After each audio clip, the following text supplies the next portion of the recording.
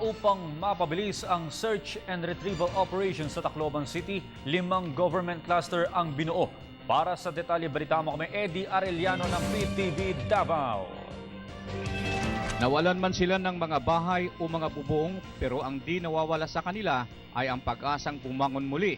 Ito ang sinabi ni Ormoc City Councilor at LGU spokesperson Attorney Ruben Bingo Kapahi. Ayon sa kanya, naaabot 80 hanggang 90% ng struktura ng lungsod ay sinira ng bagyong Yolanda.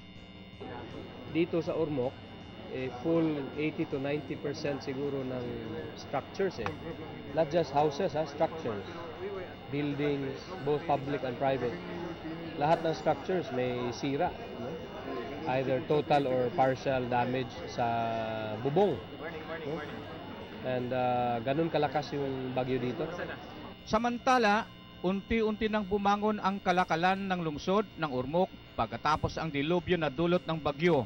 Pinakiusapan umano ng pamahalang lokal ang lahat ng kasama na ang mga bangko, groceries, department stores at mga remittance centers na di masyadong naapektuhan na magbukas na agad namang sinang-ayunan ng mga ito.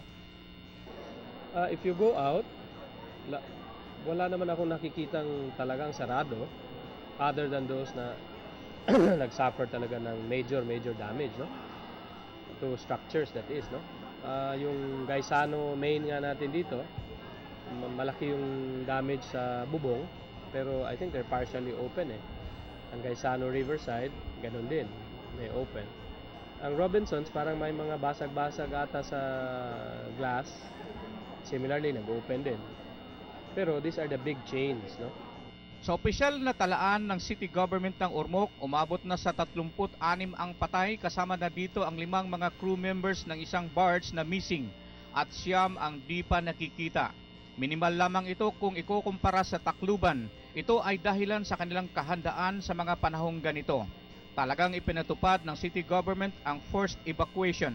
Ayon sa NSO census noong 2010, ang Ormoc ay may populasyon na 191,200 na posibleng dumami hanggang 203,540 ngayong taong 2013.